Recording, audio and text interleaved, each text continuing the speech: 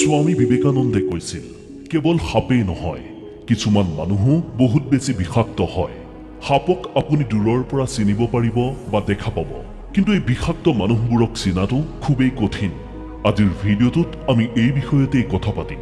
আচলতে আপোনাক কোনে হিংসা কৰে, কোনে আপোনাৰ ভাল হোৱাটো দেখা পালে জ্বলি পুৰি মৰে, বা কোনে আপোনাৰ উন্নতি হোৱাটো নিবিচাৰে, নাইবা কোনে আপোনাৰ ক্ষতি কৰিবলৈ সুযোগ বিচাৰি থাকে।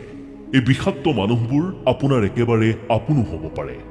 আপোনাৰ বন্ধু বা আপুনি যাক বহুত বেছি বিশ্বাসী বুলি ভাবে সেইজনো হ'ব পাৰে। কিন্তু আপুনি এনে মানুহক চিনিব কেনেকৈ? অৰ্থাৎ সাপতকৈও বিষাক্ত এই মানুহবোৰক চিনাৰ সহজ উপায় কি? যদি এই কথাখিনি জানিবলৈ আপুনি আগ্ৰহী, তেন্তে কথাখিনি শেষ পৰ্যন্ত চাব লাগিব আপুনি। আপোনাক আমি ভিডিঅ'টোত এনে 5টা লক্ষণৰ বিষয়ে ভালদৰে বুজাই দিম, যি লক্ষণৰ বিষয়ে জনাৰ পিছত আপোনাক হিংসা কৰা, ঈৰ্ষা কৰা বা সাপ হৈ খুটিত বেজ হৈ জৰা এই বিষাক্ত মানুহক সহজতে চিনি লৈ সাৱধান হ'ব পাৰিব। এই যে বিষাক্ত মানুহবোৰ, এইবোৰ কিন্তু আপোনাৰ কোনো পৰ নহয়, আপোনাৰ একেবাৰে আপোন কোনোবা। এই কথা আপুনি প্ৰথমে মনত ৰাখি লওক। হয়তো তেওঁ আপোনাৰ প্ৰতিবেশী, আপোনাৰ সহকৰ্মী, আপোনাৰ বন্ধু বা কোনো আত্মীয়ও হ'ব পাৰে। তাৰ বাহিৰে অচিনাকি কোনেও আপোনাক হিংসা নকৰে, সেই কথা ভালদৰে বুজি লওক। কাৰণ এজন অপৰিচিত ব্যক্তিয়ে, মানে যি আপোনাক চিনি নাপায়, যি আপোনাৰ বিষয়ে একো নাজানে, তেওঁ কেতিয়াও আপোনাক হিংসা কৰিব নোৱাৰে বা আপোনাৰ ক্ষতি হোৱাটো নিবিচাৰে। কাৰণ আপুনি কি কৰিছে, কেনেকৈ আছে ইত্যাদি কথা তেওঁ নাজানে বা তেওঁৰ এইবোৰ কথাত কোনো ইণ্টাৰেষ্টটো নাথাকে। মুখত মিঠা কথা কৈ পিছফালৰ পৰা চুৰি মৰাৰ ধান্দাত থকা এই মানুহবোৰক আপুনি চিনিব কেনেকৈ? আপোনাক যি 5টা লক্ষণৰ কথা ক'বলৈ গৈ আছো, আপুনি যদি কোনো মানুহৰ মাজত এই 5টা লক্ষণৰ ভিতৰত এটা লক্ষণো বিচাৰি পায়, তেন্তে এই মুহূৰ্তৰ পৰাই তেওঁৰ পৰা সাৱধানে থাকিব লাগিব আপুনি। নহলে এই মানুহবোৰৰ কাৰণেই এদিন আপুনি ডাঙৰ বিপদ বা ক্ষতিৰ সন্মুখীন হ'বলগীয়া হ'ব পাৰে। হয়তো আপুনি আজি কথাখিনি জনাৰ পিছত এনে এজন মানুহৰ মাজত সেই লক্ষণ বিচাৰি পাব পাৰে, যি আপোনাক বহুত মৰম কৰে, ভাল ভাল উপদেশ দিয়ে, আপোনাৰ খবৰ ৰাখে, আপোনাৰ কেয়াৰ লয়। লক্ষণটো তেওঁৰ মাজত বিচাৰি পালেও হয়তো আপুনি তেওঁ যে আপোনাৰ ক্ষতি বিচাৰে বা উন্নতি নিবিচাৰে সেই কথাটো বিশ্বাস নকৰিব পাৰে। কিন্তু এটা কথা আপোনাক নিশ্চিত কৰি দিছো, তেওঁ আপোনাক যিমানেই মৰম নকৰক, কেয়াৰ নলওক, তেওঁ আপোনাৰ যিমানেই আপোন নহওক, যদি 5টা লক্ষণৰ ভিতৰত এটাও তেওঁৰ মাজত পায়, তেন্তে আপুনি তেওঁৰ পৰা দূৰত্ব বজাই চলিবলৈ যত্ন কৰিব।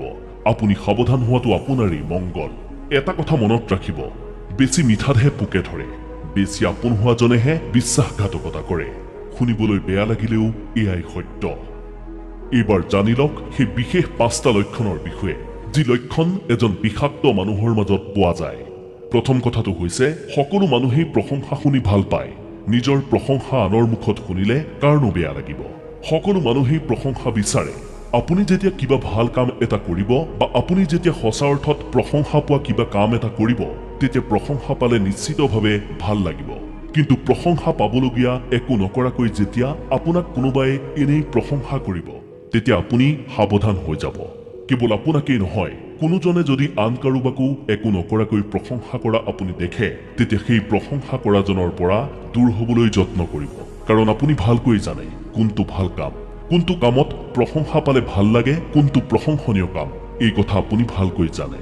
গতিকে তেনেকুৱা একো নকৰাকৈ প্ৰশংসা কৰাজন এজন বিষাক্ত মানুহ। কাৰণ নোহোৱাকৈ প্ৰশংসা কৰা মানুহ, একো নজনাকৈ ভালৰি লগাবলৈ ভাল ভালকৈ কোৱা মানুহবোৰ স্বাৰ্থপৰ। হয়তো তেওঁ প্ৰশংসা কৰাৰ চলেৰে আপোনাক সেয়া অপমানেই কৰিছে। আপোনাৰ পৰা কিবা নহয় কিবা এক স্বাৰ্থ আদায় কৰাৰ ধান্দাত থাকে তেনে মানুহ। আপোনাৰ উন্নতিত জ্বলে, আপোনাৰ ক্ষতি বিচাৰে এই ধৰণৰ মানুহে। দ্বিতীয় কথাটো হৈছে, আপোনাৰ কৰ্মস্থলী, বন্ধুমহল বা স্কুল কলেজত আপুনি যদি কোনো ক্ষেত্ৰত সাফল্য অৰ্জন কৰে, এনে বহু বিষাক্ত সতীৰ্থ, সহপাঠী বা বন্ধু থাকিব, যি আপোনাৰ সাফল্যত বহু বেছি আনন্দিত হৈ দেখুৱালেও ভিতৰি ভিতৰি কিন্তু বহুত বেছি অশান্ত হৈ থাকে। আপোনাৰ সাফল্যই তেওঁলোকক অস্থিৰ কৰি ৰাখে। তাৰ পিছত সেই সতীৰ্থ, সহপাঠী বা বন্ধুবোৰে লাহে লাহে আপোনাৰ সমালোচনা কৰা আৰম্ভ কৰি দিব। আপোনাৰ ভুল ত্ৰুটি খুচৰি ফুৰাত লাগি যাব, নাইবা আপুনি যি সাফল্য অৰ্জন কৰিলে সেই সফলতাৰ বিভিন্ন কাৰণ তেওঁলোকে বিচৰাত লাগি যাব। আপোনাৰ কষ্ট, ত্যাগ, আপোনাৰ দক্ষতাক চূড়ান্ত অপমান কৰি যাৰে তাৰে আগত আপুনি অমুক কৰিহে অমুকটো পালে, অমুকৰ সহায়তহে আপুনি অমুকটো কৰিছে ইত্যাদি ধৰণৰ কথা কৈ ফুৰাত লাগি যাব। এই কথাবোৰে আপোনাকো সাংঘাতিকভাৱে আঘাত কৰিব। আপুনি অশান্তিত থাকিবলগীয়া হ'ব। গতিকে আপুনি এই ধৰণৰ সতীৰ্থ, সহপাঠী বা বন্ধুৰ পৰা সাৱধান হৈ তেওঁলোকৰ গতিবিধি লক্ষ্য কৰি থাকে।